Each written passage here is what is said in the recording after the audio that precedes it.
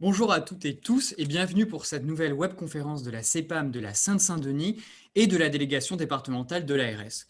Nous commencerons cette webconférence par un premier point consacré à l'évolution de l'épidémie en Île-de-France et plus particulièrement dans notre territoire de la Seine-Saint-Denis, pour poursuivre sur le sujet qui nous intéresse tous et toutes, qui est celui de la vaccination anti-Covid.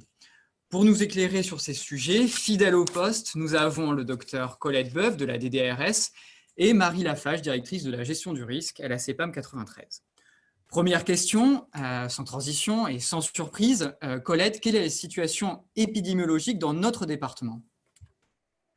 Donc sur le département, bonjour tout le monde. Sur le département, on a une stabilité en termes de nombre de tests réalisés, puisqu'on est toujours autour de 59 000 qui sont réalisés.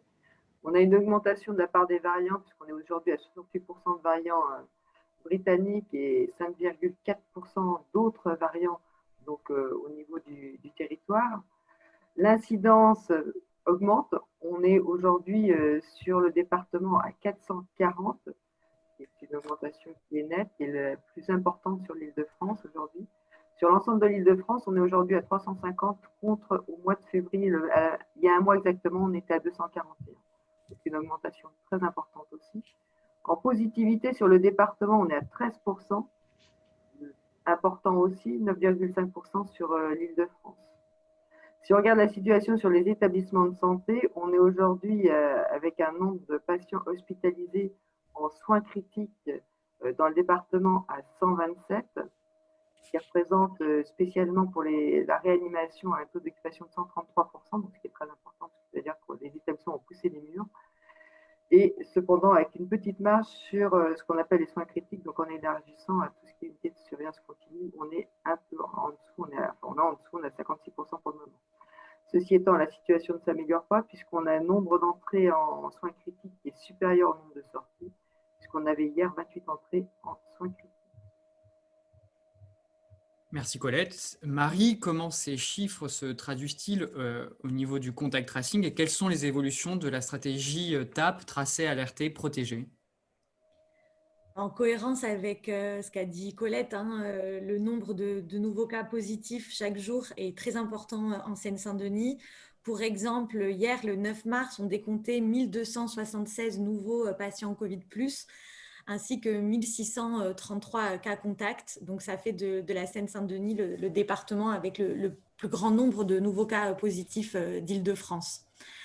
Donc, les équipes de l'assurance maladie ont été renforcées. On a aujourd'hui plus de 190 personnes qui contribuent au contact tracing pour contacter au plus tôt les cas positifs et leurs cas contacts.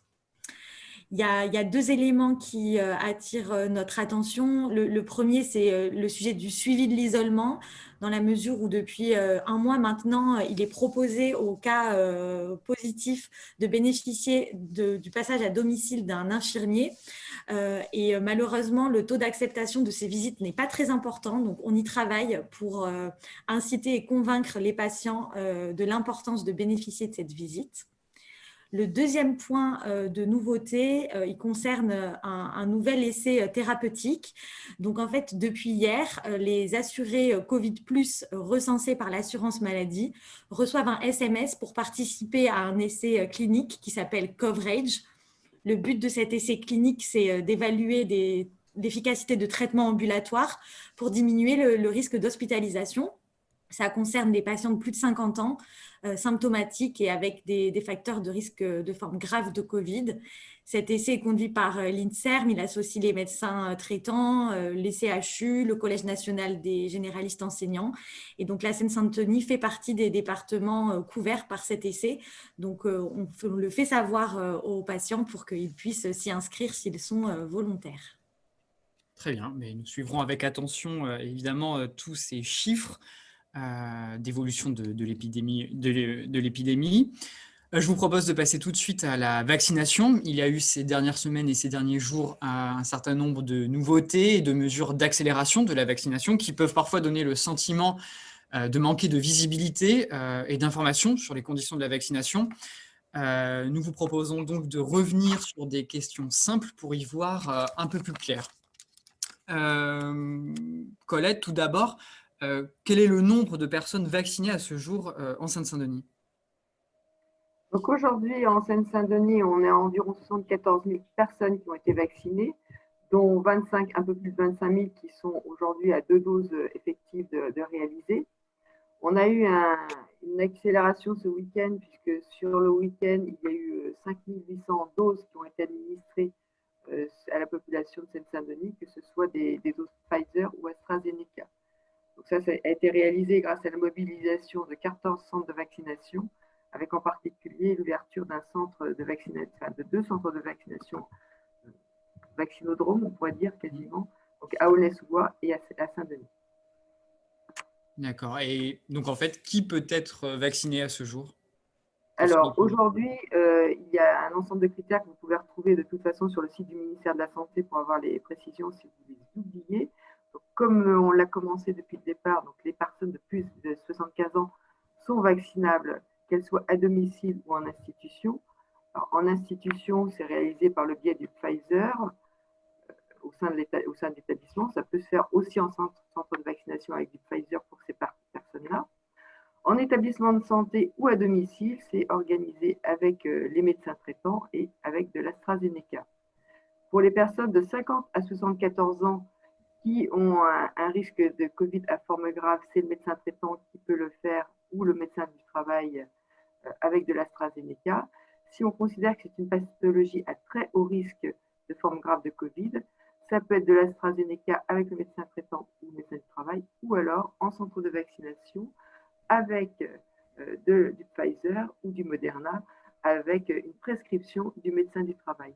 Donc, vous avez la liste de toutes les pathologies qui sont considérées comme étant à très haut risque de forme grave, que vous retrouvez sur le site du ministère de la Santé. Vous avez autrement les personnes de moins de 50 ans, donc 18 à 49 ans, qui ont des pathologies à très haut risque de forme grave aussi, qui sont exactement comme les personnes de 50 à 74 ans à très haut risque de forme de grave, peuvent être vaccinées de la même façon, à savoir par le médecin traitant à son cabinet ou alors en centre de vaccination sur prescription du médecin traitant avec du Pfizer ou du Moderna. Les personnes de moins de 17 ans aujourd'hui ne sont pas concernées. Donc, les personnes éligibles ont-elles besoin à chaque fois d'une prescription? Non, les seules qui ont besoin d'une prescription pour se faire vacciner sont celles qui sont considérées comme étant à très haut risque de forme grave, donc avec une prescription du médecin traitant, et les pathologies qui sont listées pour être considérées comme à très haut risque de forme grave, vous les retrouvez sur le site du ministère de la Santé. Donc, vous avez les cancers, bien évidemment, les maladies rénales chroniques, et tout un ensemble de pathologies. Je vous invite à consulter la liste par rapport à vos patients. Merci beaucoup, Colette, pour ces précisions. Marie, qui peut procéder aux vaccinations? Alors, pour le moment, ce sont les médecins et les infirmiers et infirmières accompagnés d'un médecin qui peuvent vacciner. On sait aussi qu'à partir du 15 mars, les pharmaciens d'officine pourront pratiquer la vaccination avec le vaccin AstraZeneca. Pour mémoire, dans le département, on compte plus de 400 officines, dont un nombre important sera en capacité de vacciner. Il y a des conditions de formation et de locaux, notamment pour réaliser l'acte de vaccination. On sait aussi que les infirmiers et les sages-femmes pourront vacciner selon des modalités qui ne sont pas encore tout à fait arrêtées ni connues, mais sur lesquelles nous communiquerons dès que nous aurons les informations. Très bien, merci Marie. Colette, comment sont montés les centres de vaccination? Donc, ce qu'il faut savoir, c'est que les centres de vaccination sont soumis à autorisation du préfet. C'est le préfet qui donne l'autorisation de monter un centre de vaccination. C'est monté en partenariat avec l'ensemble des personnels qui sont en capacité de le faire. Donc, bien évidemment, les centres municipaux de santé, les professionnels libéraux, la CEPAM, les différents ordres, les CPTS, tous les participants possibles sur ces activités. Il est impératif pour qu'un centre de vaccination soit monté, qui est à local, bien évidemment, avec un accès qui soit adapté, une ligne téléphonique, qu'on puisse faire un système de rendez-vous pour pouvoir prendre rendez-vous pour les gens qui viennent se faire vacciner, et que les règles d'hygiène et d'asepsie soient bien évidemment mises en place avec fauteuil, lit si besoin, trou d'urgence, etc., comme toute vaccination. L'approvisionnement de ces centres est organisé avec le centre, avec l'hôpital Robert Ballanger dans l'Aulnay. Aujourd'hui, sur le département, on a 23 centres de vaccination qui fonctionnent. Il y en a 7 qui sont adossés à des établissements de santé, 16 qui sont en ambulatoire. Il y en a 4 nouveaux qui ont été montés au cours du week-end du 6 mars, donc à Romainville, Clichy-sous-Bois, Aulnay-sous-Bois et Montreuil. Et un qui va ouvrir le 11 mars, donc demain, à Tremblay en France. Très bien. Et enfin, quelles sont les initiatives mises en œuvre pour vacciner les publics les plus éloignés des soins? En gros, comment fait-on pour aller vers et faire venir ces publics? Donc l'Aller Vert est organisé avec des équipes qui sont mobiles, qui sont déployées pour aller soit à domicile, soit sur des structures collectives. Le ramener vert, c'est donc une NAVER, c'est un transport qui est organisé du domicile vers une structure ou un centre de vaccination. C'est organisé pour qui? Donc pour les personnes âgées de plus de 75 ans qui sont isolées à domicile, pour les résidents en foyer de travailleurs migrants ou les résidences sociales pour les personnes de plus de 60 ans, pour les résidents des centres d'hébergement, des LHS ou des LAM, donc de plus de 75 ans, pour les personnes hébergées dans des résidences autonomie et aussi pour les résidents de masse et de femmes qui ont, elles, une contre-indication à l'AstraZeneca, puisque c'est organisé dans ces structures-là avec de l'AstraZeneca. Donc là, c'est plutôt en termes de ramener vers ces personnes. Et pour compléter sur ces sujets, il y a le centre de vaccination de la CEPAM qui a ouvert le 15 février avec un objectif important de proposer la vaccination aux personnes de plus de 75 ans qui résident en Seine-Saint-Denis et qui sont les plus éloignées du soin, les plus précaires. Donc, ce centre vaccine désormais plus de 1000 personnes par semaine et ces personnes sont identifiées via 3 filières de recrutement. Une première filière de recrutement qui est partenariale. On travaille avec les communes, notamment via leur CCAS, qui identifient les personnes de leur territoire qui sont les plus isolées et qui leur proposent le plus souvent un acheminement en bus jusqu'au centre de vaccination de la CEPAM qui est situé à Bobigny. On a une deuxième filière de recrutement qui est également en partenariat avec le conseil départemental via son bus de la vaccination ou via des appels téléphoniques sortants qui proposent des créneaux de rendez-vous au centre de vaccination de la CEPAM. Et enfin, on a une troisième filière qui est importante, qui est une filière de recrutement, on va dire, proactive, dans la mesure où on a des agents de la caisse qui appellent des personnes qu'on qualifie de plus précaires pour leur proposer la vaccination. On les a ciblés selon 3 critères. Tout d'abord, on a retenu les personnes de plus de 75 ans sans médecin traitant. Deuxièmement, on a retenu les personnes de plus de 75 ans qui n'ont pas consommé de soins pendant une période de 6 mois. Et troisièmement, les personnes de plus de 75 ans bénéficiaires de la complémentaire santé solidaire, qui est une prestation sous condition de ressources, et donc qui marque un facteur économique de distinction. Et donc, on a des équipes de la CEPAM qui les appellent, qui leur proposent les rendez-vous. C'est un travail qui nécessite beaucoup de ténacité, puisque en moyenne, il faut entre 15 et 20 appels pour décrocher un rendez-vous. Mais ça permet de positionner une offre complémentaire dans une vraie logique d'aller vers et de faire venir des personnes qui n'auraient pas nécessairement recouru à la vaccination sans cette initiative. Très bien. Merci beaucoup, Marie. Et c'est vrai que c'est l'engagement de tous les acteurs de terrain qui permettra de sortir de la situation actuelle et de vacciner au plus vite la population. J'espère que nous avons répondu à vos questions et nous avons permis d'y voir le plus clair désormais sur la stratégie vaccinale mise en œuvre.